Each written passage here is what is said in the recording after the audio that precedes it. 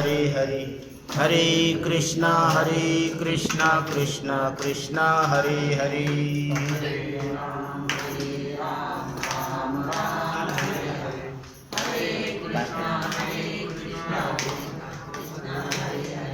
पुंडलिकावरदे हरि विठ्ठल श्री ज्ञानदेव तुकाराम। विनायकं गुरुं नौमि साखरे नाम विश्रुतं। येषां चरणसान्निध्यात् जीवा मुक्ता भवन्ति। साखरे वंशविख्यातं ज्ञानदानपरायणं। विनायकं गुरुं वन्दे भवबन्धविमुक्तये। ज्ञानप्रतापविलसत्वचनामृतं च अद्वैतभावपटुता हितबुद्धिरस्य। ज्ञानेश्वरस्तु भगवान् अवतीर्णैव श्रीरङ्गनाथ गुरुराज नमोऽस्तु तुभ्यम्।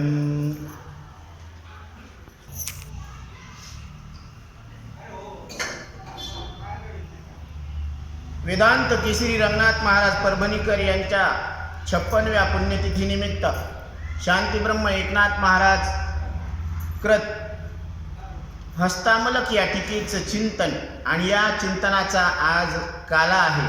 तत्पूर्वी बाळ हस्तामलकांना आचार्यांना सांगितलेल्या 14 श्लोकांचं श्रवण केल्यानं काय फळ मिळतं हे पाहण्यापूर्वी ते 14 श्लोक काय आहेत याचं परत एकदा आपण पुनरावलोकन करणार आहोत। तर सर्वांनी चित्त देऊन श्लोक आणि श्लोकाचा अर्थ ध्यानात घ्या। कस्त्वं शीशो कस्य कुतोऽसि गन्ता किन्नामते त्वं कुत आगतोऽसि। एतन्मयोक्तं वदच्चार्भकत्वं मत्प्रीतये प्रीतिविवर्धनोऽसि। मत्प्रीतये प्रीतिविवर्धनोऽसि। आचार्य म्हणतात, बाळा तू कोण आहे, कोणाचा आहे, कुठे जाणार आहे, कुठून आला आणि तुझे नाव काय आहे। बाळा माझ्या प्रसन्नतेसाठी व आनंदासाठी विचार करून या प्रश्नांची उत्तर दे। तुला पाहून मला अत्यंत प्रसन्नता होत आहे आणि तुझ्या गोष्टी ऐकून माझा आनंद अजून वाढेल। नाहं मनुष्यो न च देव यक्षो न ब्राह्मण न क्षत्रिय न वैश्या न शूद्रा न ब्रह्मचारी न गृही वनस्थो भिक्षुर्न चाहं निजबोधरूपा। भिक्षुर्न चाहं निजबोधरूपा। बाळ हस्तामलक उत्तर देतात, मी मनुष्य नाही, मी देवता नाही आणि यक्ष सुद्धा नाही। मी ब्राह्मण क्षत्रिय वैश्य आणि शूद्र सुद्धा नाही। मी ब्रह्मचारी गृहस्थ वानप्रस्थ आणि संन्यासी सुद्धा नाही। तेव्हा मग मी कोण सांगू? मी निजबोध स्वरूप आत्मज्ञान स्वरूप आत्मा आहे। निमित्तं मनश्चक्षुरादि प्रवृत्तो निरस्ताखिलोपाधिराकाशकल्पा। रविर्लोकचेष्टा निमित्तं यथा या सनित्योपलब्धि स्वरूपोऽहमात्मा। सनित्योपलब्धि स्वरूपोऽहमात्मा। जो मन व नेत्रादी पंचकर्मेंद्रिय पंचज्ञानेंद्रिय अंतकरण चतुष्टय यांच्या प्रवृत्तीचा निमित्त आहे, जो समस्त उपाधिरहित आकाशासारखे अत्यंत निर्मळ आणि सर्वव्यापी आहे।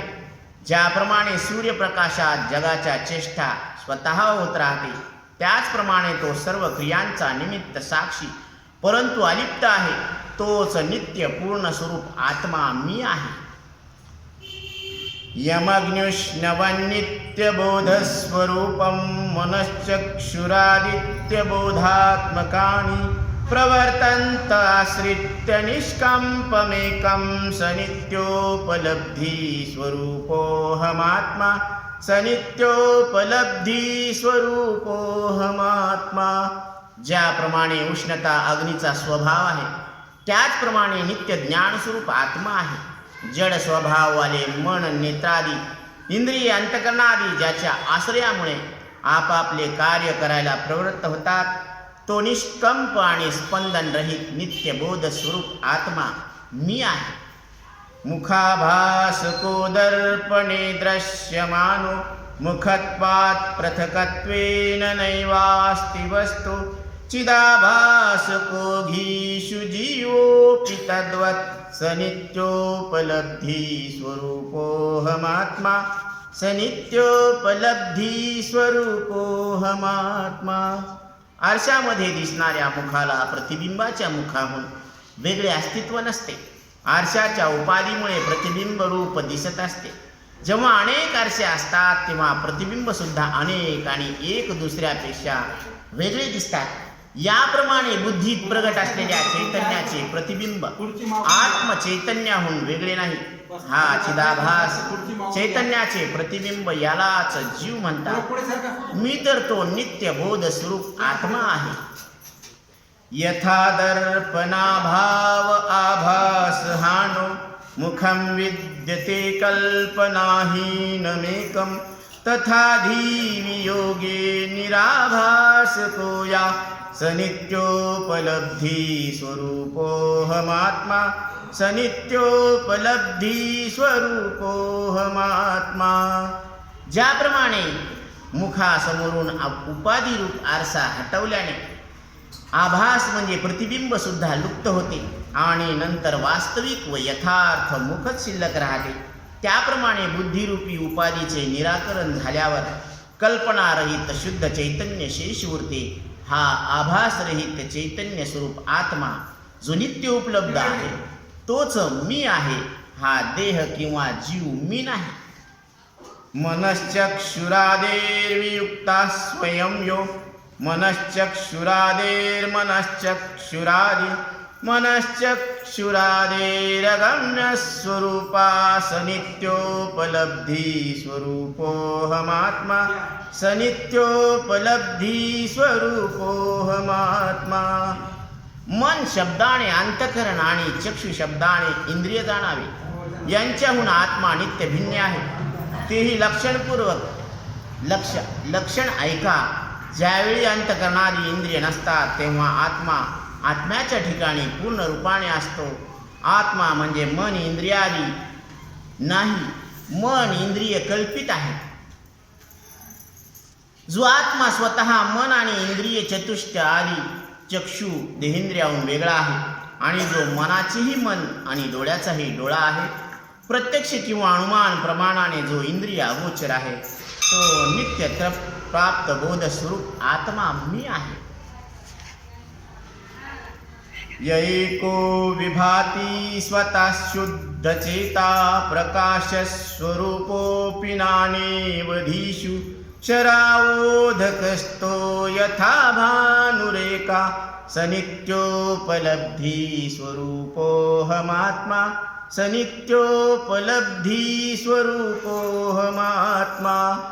जो शुद्ध चैतन्य व प्रकाश स्वरूप ज्ञान आहे, एकमेवा द्वितीय आहे, परंतु तरी सुद्धा बुद्धी उपाधीमुळे अनेक भासत असतो. जसे सूर्य एक असूनही मटका किंवा कटोरे यामध्ये भरलेल्या पाण्यात प्रतिबिंबित होऊन अनेक रूपात भासत असतो, तोच नित्य ज्ञानस्वरूप आत्मा मी आहे.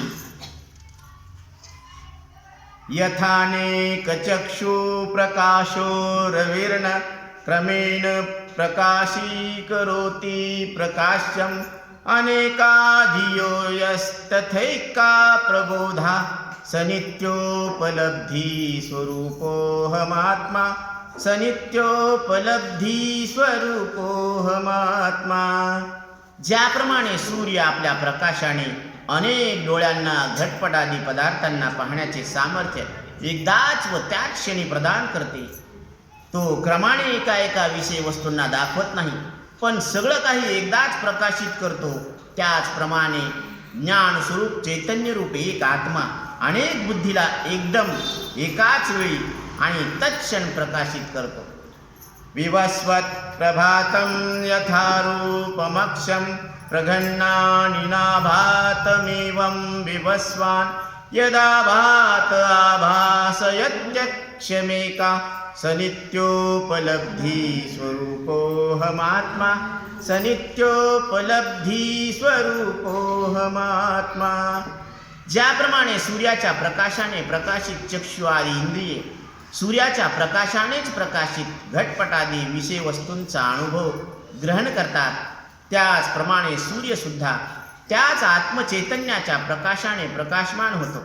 सूर्य सुद्धा चैतन्याच्या प्रकाशाने प्रकाशित होऊनच डोळ्यांना आणि अन्य विषय वस्तूंना प्रकाशित करण्याचे सामर्थ्य प्राप्त होते. नित्य चैतन्य प्रकाश रूप आत्मा माझे स्वरूप आहे.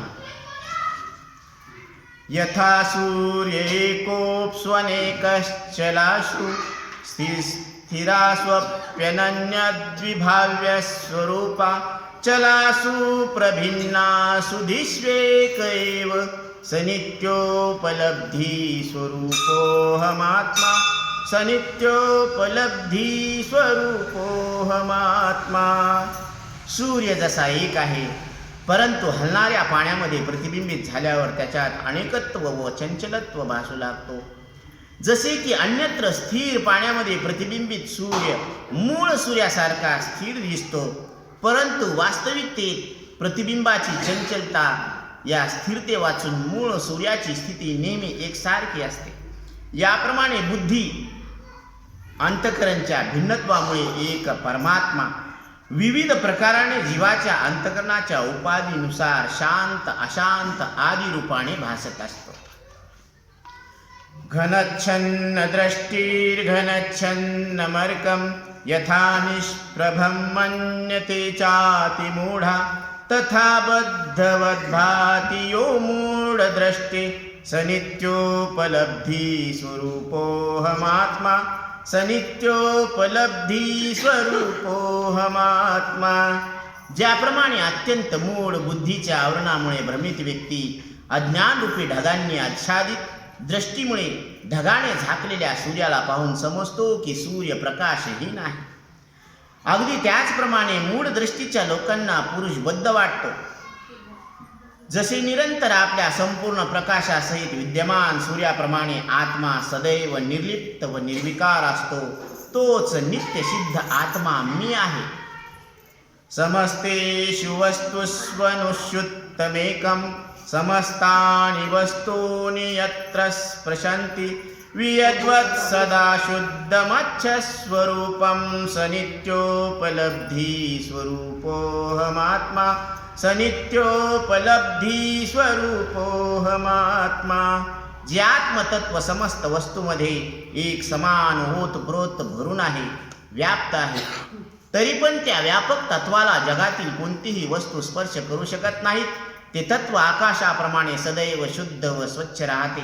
तोच नित्य शुद्ध बुद्ध मुक्त आत्मा मी आहे.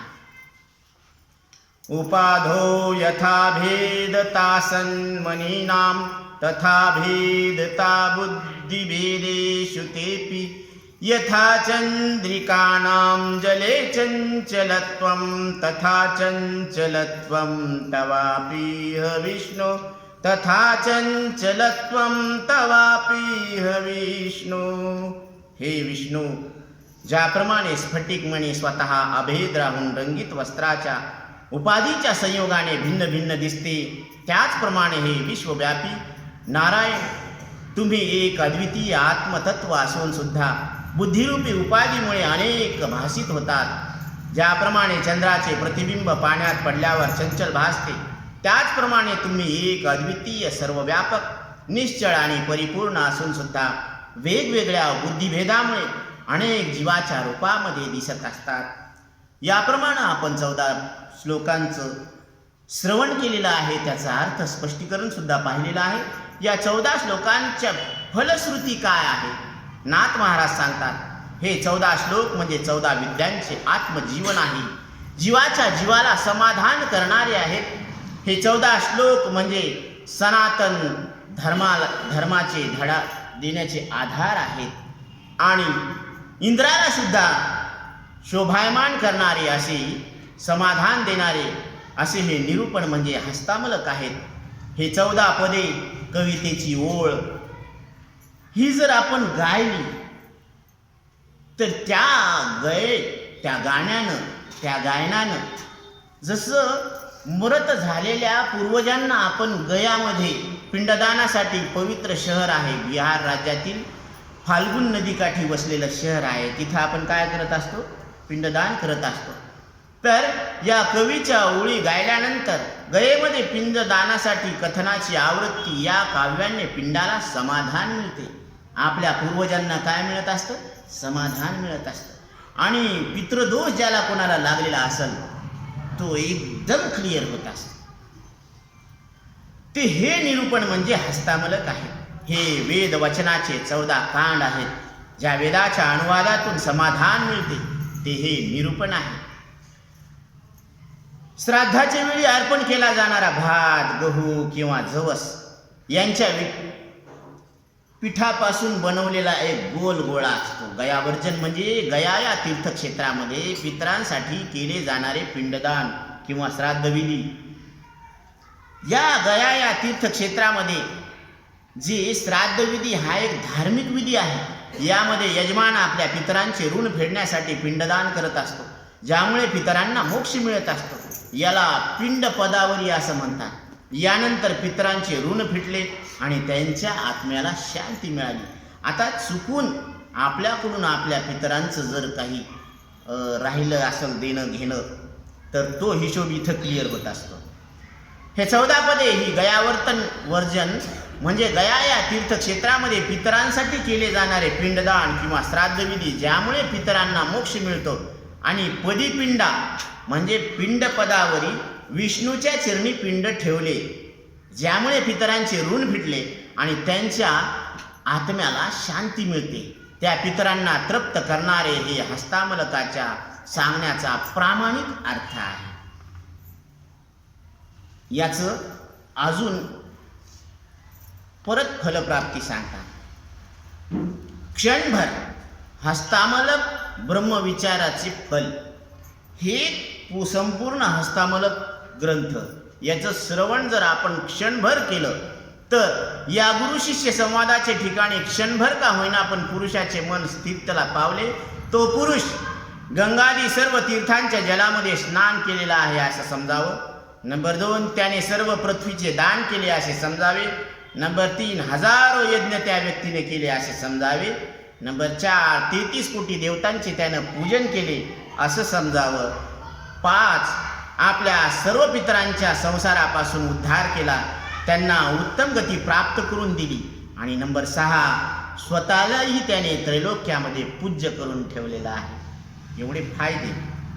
नंबर 7 जे कळत नाही ते सुद्धा तुम्हाला कळणार आहे, जे दिसत नाही ते सुद्धा तुम्हाला दिसणार आहे, ज्याच्याबद्दल तुम्हाला बोलता येत नाही त्याच्याबद्दल तुम्हाला बोलता येणार आहे, जे तुम्हाला भेटत नाही ते सुद्धा तुम्हाला भेटणार आहे, जे तुम्हाला वाटतं की हे मिळूच शकत नाही आपल्याला अशी एखादी गोष्ट तुमच्या मनात असलेली कल्पना करा. अलभ्य तो लाभ तुम्हाला होणार आहे.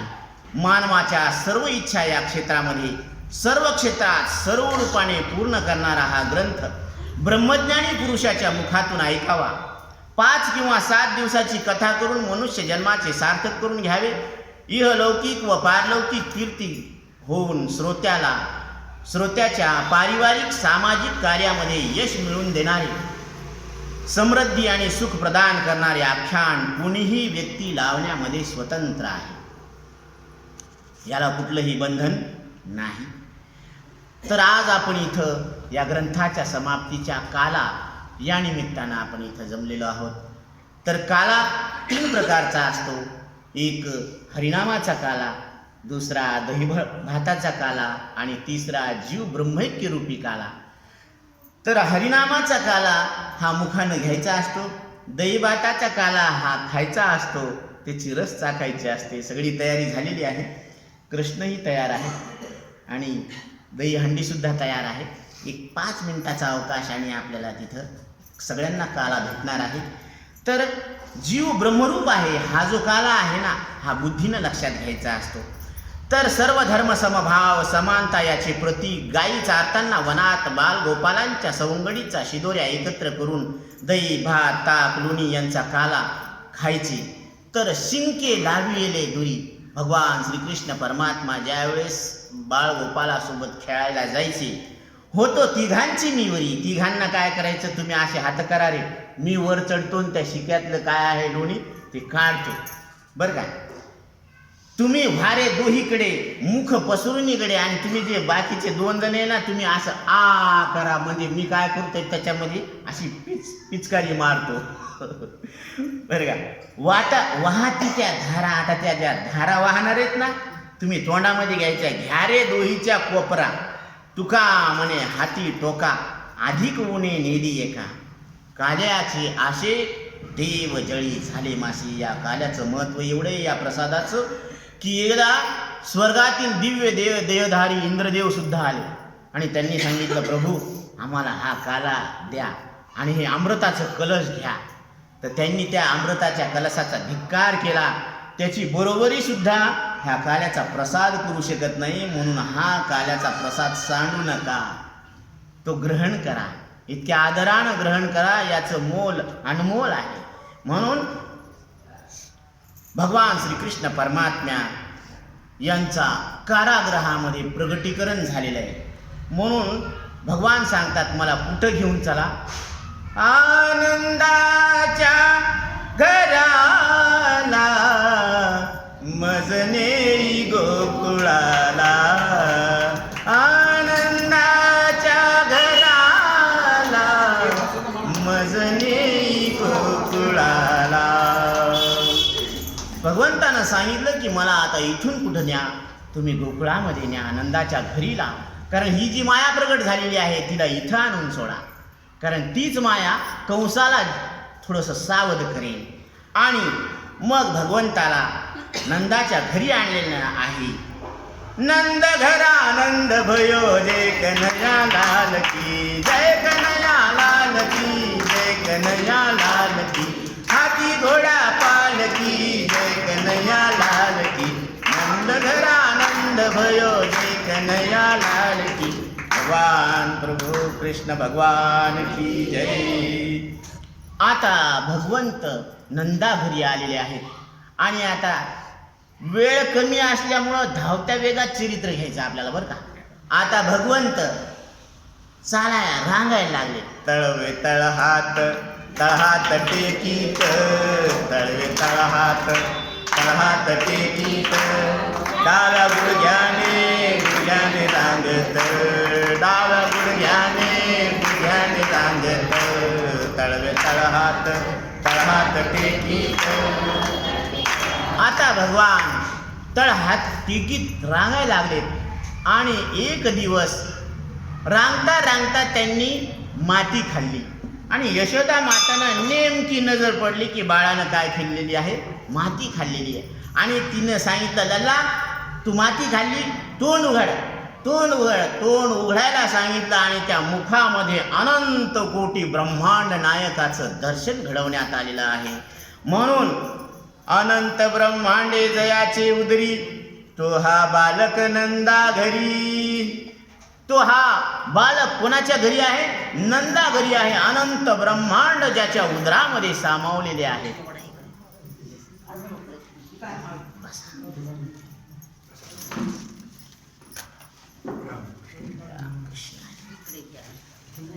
आता हळूहळू बाळकृष्ण मोठे होऊ लागले आणि त्यांच्या बाललीला सुरू झालेल्या आहेत. गवळीने ज्यावेळेस यायच्या तर त्यावेळेस त्या निष्ट्या नाही यायच्या, पाणी भरायला जायच्या. घागर घेऊन घागर घेऊन घागर घेऊन घागर घेऊन निघाली पाण्या गवळणा. घागर घेऊन घागर घेऊन घागर घेऊन निघाली पाण्या गवळणा. त्यावेळेस भगवान श्रीकृष्ण परमात्मा काय करायचे, त्यांच्या माठ फोडून टाकायचे आणि असे माठ फोडून टाकू टाकू त्यांना बेजार करायचे. आता ते बेजार करत असताना आता काही गवळणी दही दूध तूप हे सगळं विकायला जायच्या. तर ती सांगायची गवळण की माझी वाट अडवू नको, जाऊ दे रे मला, जाऊ दे रे मला मथुरेला नंद बाळा रे गोपाळा.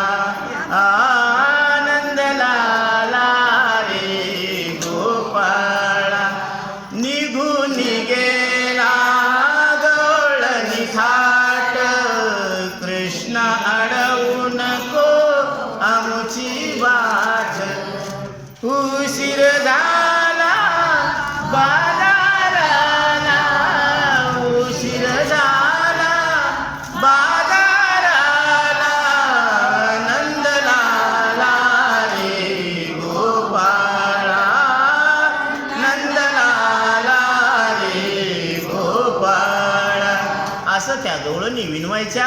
आणि विनवणी करत असताना सुद्धा तो एक गवळण सांगायची, कारण ती दही दूध विकायला यायची ना, तर ती काय सांगायची, विकण्या निघाली बाजाराला, दही दूध ताक आणि लोणी, बाई माझ्या ग, खरंच बाई माझ्या ग, दुधात नाही पाणी, बाई माझ्या ग, दुधात नाही पाणी, बाई माझ्या ग, दुधात नाही पाणी. कारण आम्ही जे दूध विकायला लागलो ना ते निक्क आहे, तशी ही जी नाथ महाराजांनी सांगितलेली ब्रह्मविद्या आहे ना ती निक्की आहे, याच्यामध्ये कुठलाच भेसळ नाहीये. म्हणून हे शुद्ध वेदांताचं मत आहे. आणि शुद्ध वेदांताचं मत काय आहे, ब्रह्म सत्यम जगन मिथ्या, जीवो ब्रह्मैव नापराहा, हा मुख्य वेदांताचा सिद्धांत आहे. म्हणून त्या गवळणींची वाट अडवत असताना त्या सांगायच्या की आता एकदा भगवंतानं काय केलं, ह्या गवळणी आंघोळीला गेल्या आणि त्यांचे वस्त्रच चोरून नेले आणि मस्तपैकी झाडावर जाऊन बसले. त्यांनी विनंती केली भगवंताला, ऐक मुकुंदा विनवू कितींदा, ऐक मुकुंदा विनवू कितींदा, यमुनेचे थंड पाणी वाजते थंडी, वस्त्र दे रे गोविंदा, ऐक मुकुंदा विनवू कितींदा, यमुनेचे थंड पाणी वाजते थंडी, वस्त्र दे रे गोविंदा. त्यावेळेस भगवंतांना त्यांच्या देहरूपी जो पडदा आहे तो काढून टाकला आणि तुम्ही शुद्ध चैतन्य ब्रह्मरूप आहेत असं त्यांना वास्तव दर्शन करून दिलेलं आहे. अशा अनेक त्यांनी लीला केलेल्या आहेत आणि भगवंतानं कृष्णाचा कंसाचा वध केलेला आहे इथं. कारण शॉर्टकटमध्ये किती सांग इथं कृष्णचरित्र पूर्ण झालेलं आहे आणि भगवंताला त्यांचा सखा बालसखा भेटायला आलेला आहे. तो त्या नगरीमध्ये, भव्य दिव्य नगरीमध्ये आता मला भगवान श्रीकृष्ण परमात्मा ओळखतेन का, मला भेट देतेन का अशी शंका घेत घेत काठी टेकत टेकत आलेला आहे. अरे द्वारपालो उसका नैया से कह दो, किधर पे सुदामा करीब आ गया है, किधर पे सुदामा करीब आ गया है, न सर पे है पगड़ी न तन पे है जामा, कह दो कन्हैया से नाम है सुदामा, कह दो कन्हैया से नाम है सुदामा. सुनकर ही मोहन चले आए दौड़े, लगाया गले से सुदामा को मोहन, लगाया गले से सुदामा को मोहन, हर बराबर में अपने सुदामा बिठाया, चरण आंसुओं से श्याम ने धुलाया. अरे द्वारपालो कन्हैया से कह दो, किधर पे सुदामा करीब आ गया.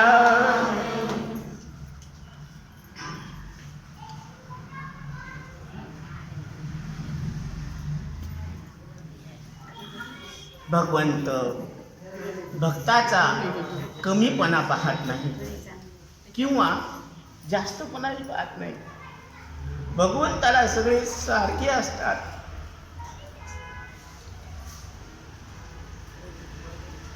म्हणून या पद्धतीनं भगवान श्रीकृष्ण परमात्मा दयावान आहे आणि ते आपल्या भक्ताला पूर्णतः काय करत असतात, कृपाशीर्वाद देत असतात, कृपेची छाया धरत असतात. असा या संपूर्ण ग्रंथ ऐकण्याचा जो फल आहे तो आहे या ठिकाणी पूर्णपणे काला संपन्न झालेला आहे. आता या कार्यक्रमाचे समारोप करत असताना या संपूर्ण कार्यक्रमाचं जे नियोजन झालेलं आहे ते आमचे भरदम काका आदरणीय यांनी आपल्याला 7ही दिवस हे व्यासपीठ उपलब्ध करून दिलेलं आहे. आणि इथं आमचे गुरुवर्य भगवान महाराज सेलुकर यांचं सुद्धा आगमन झालेलं आहे. तर मी काकांना अशी विनंती करतो की महाराजांचं पुष्प देऊन स्वागत करण्यात यावं.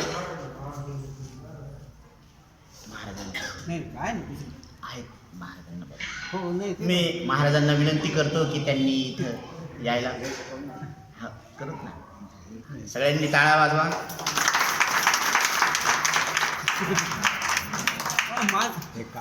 माझं स्वागत घेतलं या कार्यक्रमामध्ये ज्यांनी आपल्या प्रसादाचं नियोजन केलेलं आहे ते श्री जगन्नाथरावजी मोरे, सुभाषरावजी कटारे, बापूसाहेब कटारे यांना मी विनंती करतो की त्यांनी स्टेजवर यावं. भरदम काकाच्या हस्ते त्यांचं तुमच्या महाराजांच्या हस्ते त्यांचं स्वागत होणार आहे. फोटोग्राफरनं फोटो काढून घ्यावे. चला लवकर लवकर या. सुभाषरावजी कटारे, बापूसाहेब कटारे, जगन्नाथराव मोरे, प्रसादाची वानकडी. हां, सगळ्यांनी टाळ्या वाजवा. फोटोग्राफर फोटो काढा. फोटो ऐकवू नका.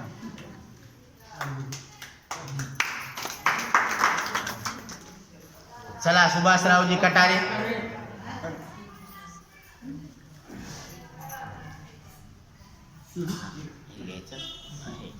तिकडं पहा फोटोग्राफर.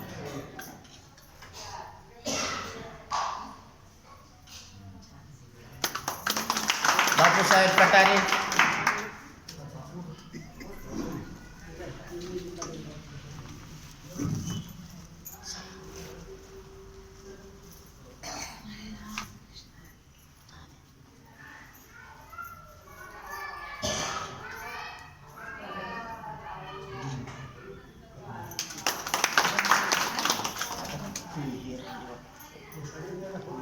आता भरदम काका आणि काकू यांना मी अशी विनंती करतो की त्यांनी स्टेजवर येण्याची कृपा करावी.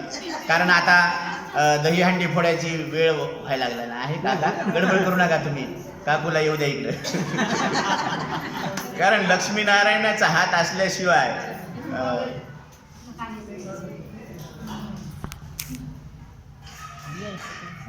फोटोग्राफर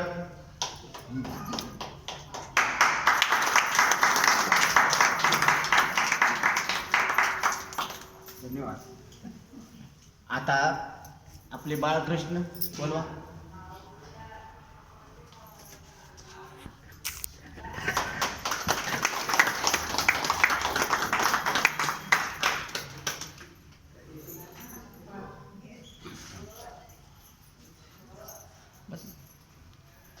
तसंच खंदारे बापू हे पण आमच्या देवस्थानच्या विनंतीला मान देऊन दररोज प्रवचनाला हजर उपस्थित होते. त्याबद्दल मी त्यांच्याही देवस्थानतर्फे स्वागत करतो.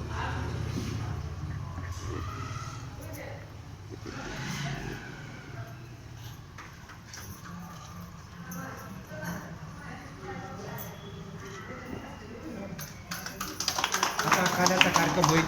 कृपया काला गोड मानून घ्या सर्वांनी.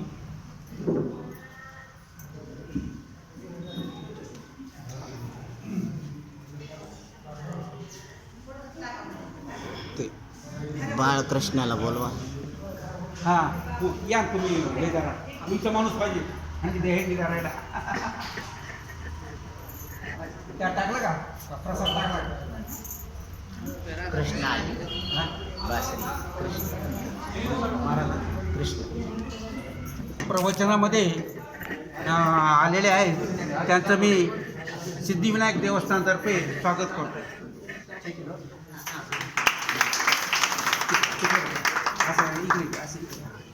हाती घोडा पालकी जय कन्हैया लाल की.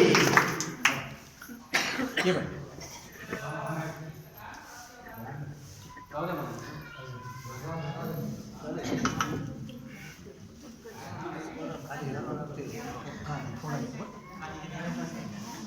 तसं धरा. आता बासरी घ्यायची नाही का? बासरी करता येईल. काय? खाली टोपलं घ्या ना खाली ठेवा. एक टोपलं घ्या खाली ठेवायला. नाही,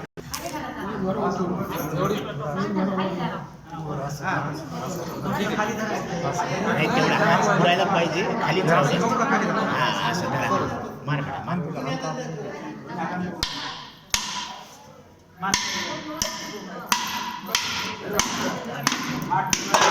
वा वा. गोपाल कृष्ण भगवान की जय. छान निघालं.